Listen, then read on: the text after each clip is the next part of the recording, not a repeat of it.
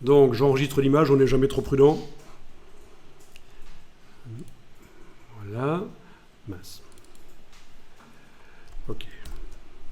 Mais en fait, on ne l'a jamais enregistré cette image.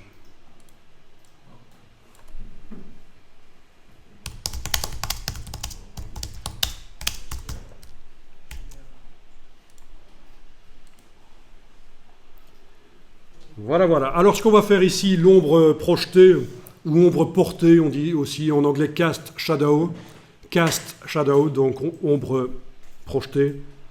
Il y a plein de manières de la faire. Je vais vous montrer une manière de la faire. Après, si vous trouvez d'autres techniques, vous pouvez les utiliser. Je sais qu'il y a aussi des plugins qui sont spécialisés pour améliorer la création d'ombre dans Photoshop. Donc pour ceux qui se poseraient la question, une ombre projetée, c'est quoi? Ben, c'est une ombre qui est projetée comme ça sur le sol. C'est ça, c'est l'ombre projetée. D'accord? C'est ce qu'on va faire. Donc la caractéristique d'une ombre projetée, c'est que plus on s'éloigne du sujet, plus l'ombre est claire, elle est parasitée par la lumière ambiante. Plus c'est proche de l'objet, plus elle est foncée, plus on s'éloigne, plus elle est claire. Et plus elle est floue aussi. Plus on s'éloigne, plus elle est floue. Tout ça est très logique. Mais on va essayer de reproduire ça en fait. Rapidement, vous allez voir, on devrait arriver à quelque chose. Je n'ai jamais essayé sur cette image. C'est pas toujours évident quand il y a deux points de contact sur le sol, mais on va voir. Peut-être que ça va marcher. Alors, vous allez générer une sélection au départ de la transparence du calque. Vous voyez qu'il y a des pixels transparents, les quadrillés c'est la transparence. Donc on fait CTRL sur le PC ou commande sur le Mac et on clique sur le calque ici. Et voilà, c'est générer une sélection au départ de la transparence du calque. Alors vous avez des défilés de fourmis qui n'arrivent pas à montrer toute la subtilité de la sélection, mais elle est réellement subtile, la sélection. Elle est réellement subtile, il y a réellement de la finesse dans la sélection. C'est vraiment la silhouette de la dame qui est transformée en sélection. On a les ombres avec. Ah oui, vous avez les ombres avec, en effet. Il y a les ombres avec, bien, bonne remarque, on désélectionne. Sélection, désélectionner. Alors dans ce cas-ci, on va gommer. Je pense qu'on peut... il y a tellement peu d'ombres, je ne vais pas utiliser un masque de fusion. Je vais gommer. Donc on prend la gomme. Voilà, la gomme, normalement, on ne l'utilise pas parce que c'est du destructif, mais bon. CTRL-ALT et on modifie le diamètre et la dureté. L'opacité de la gomme est bien à 100%. Parfait. Bon, zoomer et supprimer les ombres originales qui restaient encore. Voilà. Vous savez que pour revenir plusieurs fois en arrière dans Photoshop, avant la version 2019, il faut utiliser commande Alt-Z ou CTRL-ALT-Z sur le PC. Pour aller plusieurs fois en arrière, ça peut être utile dans ce cas-ci. Dans la version 2019, commande Z ou CTRL-Z, ça va plusieurs fois en arrière d'office. Voilà. Soyons pas plus catholiques que le pape ici. Les ombres sont parties. Il y en a encore là? Oui, il y en a encore là.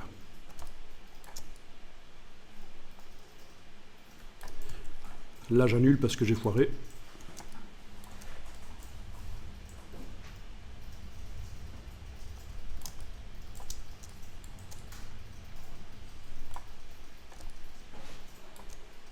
Bon.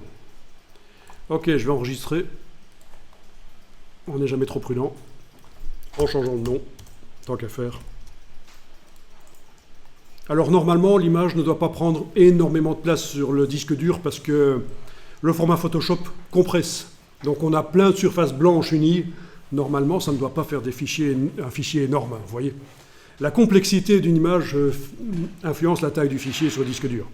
De toute façon, à notre époque, on a des disques durs qui ne coûtent plus rien. Alors, petite anecdote de vieux infographistes. Vous savez que j'ai commencé en 91, l'infographie. En 94, je m'achète mon premier Mac. Bon, déjà, ça coûtait cher. Ça coûtait combien? À peu près 4000 €. Pour un truc qui n'avait que 16 gigas de... Non, 16 mégas de RAM, qu'est-ce que je dis? 16 mégas de RAM. Donc, j'ai travaillé toutes mes vacances en tant qu'étudiant pour j'étais étudiant stagiaire, pour pouvoir m'acheter un disque dur de 750 mégas. Vous savez l'équivalent de combien il coûtait, l'équivalent en euros d'aujourd'hui? 750 mégas, 1000 euros. 1000 euros. Donc vous voyez que les disques durs, la capacité des disques durs a augmenté de manière exponentielle et le prix a diminué énormément. Donc je veux dire par là, on n'a plus d'excuses pour maintenant